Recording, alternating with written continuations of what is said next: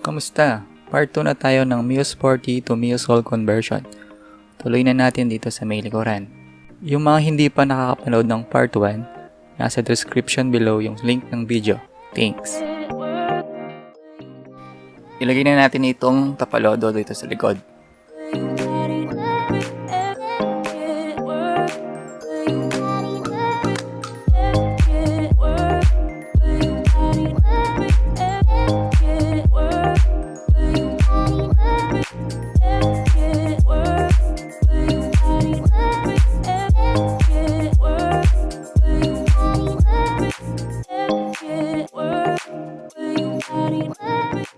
Kailangan natin maglagay ng spacer dito sa may tornilyoan ng tapalodo.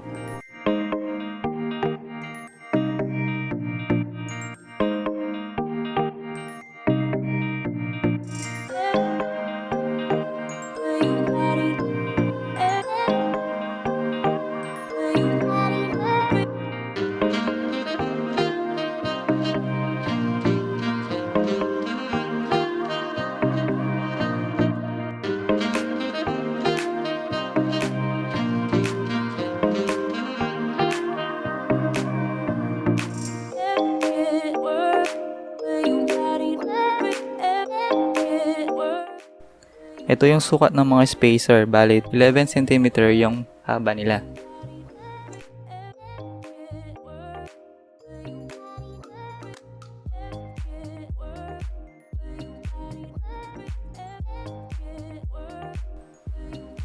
Ito ang U-box ng Mio Soul.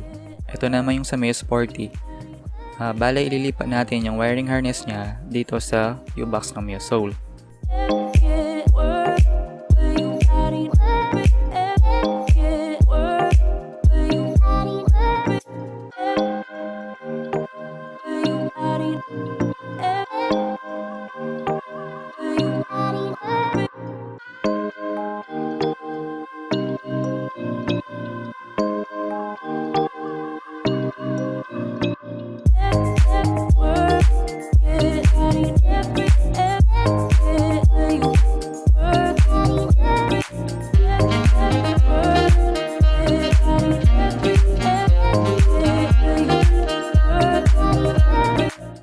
Hindi rin pala parehas ang battery cover nila, haba at malapad yung sa Mio Soul.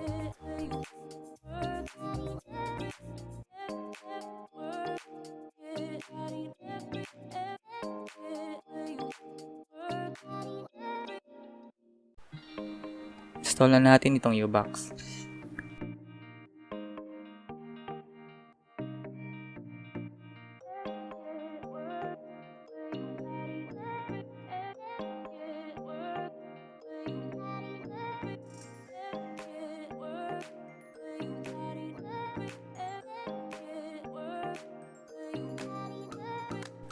Kailangan natin maglagay ng spacer dito sa ilalim ng U-box.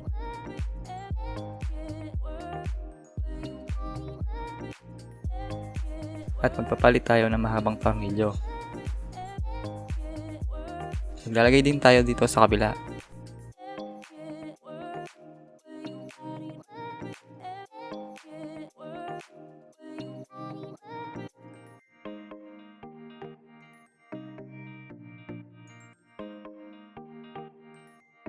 Bale, nag-cut ako ng dalawang 40 cm na tubo para sa spacer sa ilalim ng U-box.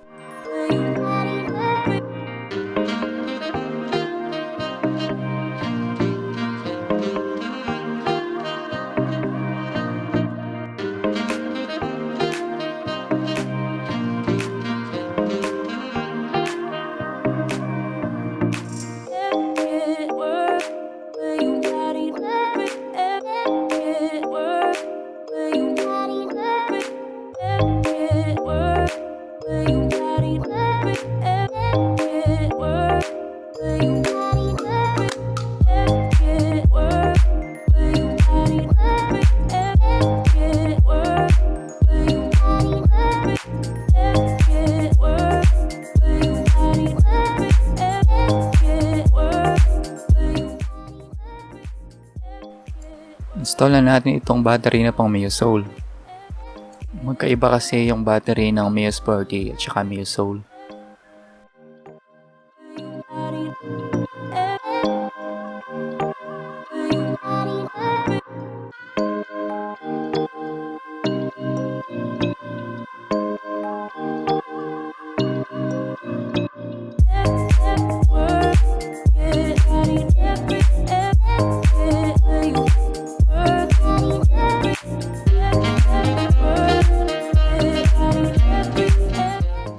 Next, install na natin itong taillight.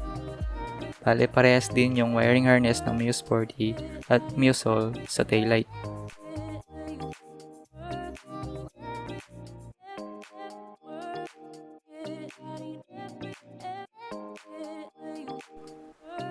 Maglalagay din tayo ng spacer dito sa may taillight dahil maliit itong mga bracket ng Mio Sporty.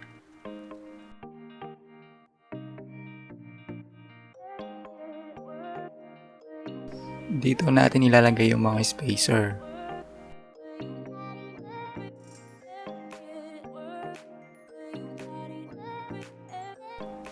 cm naman yung haba ng mga spacer sa may taillight. Install na natin itong mga side bearings.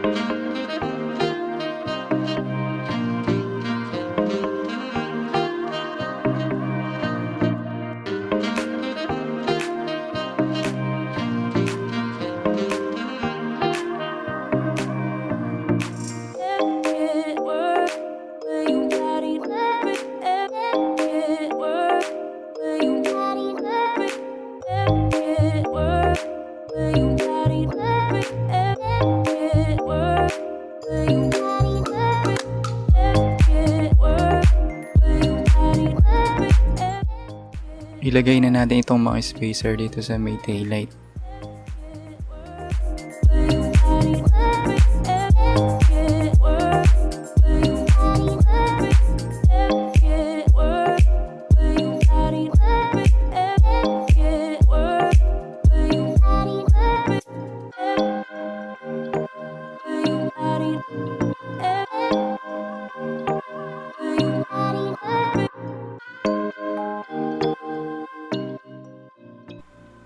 Next, install na natin itong engine cover.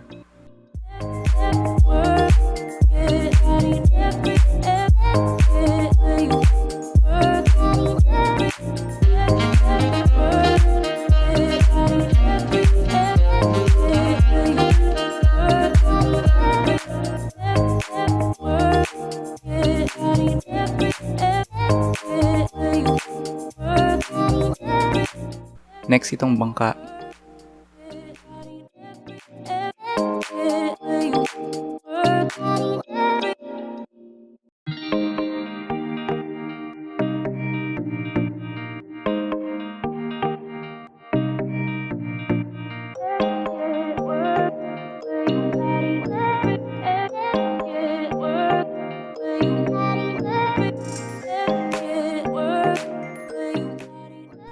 Tapos itong upuan.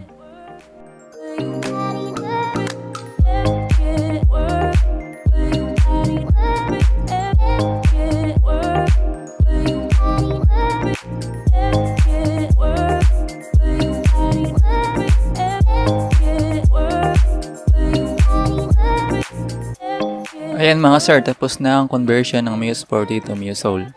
Bale, dito sa may likuran, naglagay tayo ng mga spacers sa ilalim ng U-box, sa may tapalodo, at sa may taillight para mag-fit yung mga parts ng Mio Soul. Shoutout and thank you pala kay Sir Kent Matos. Thank you for watching. Sana makatulong itong video na ito sa mga nagbabalak na mag-convert ng mga Mio Sporty nila. Like and subscribe. Thanks. I'm seeing shimmers in this long lasting dream.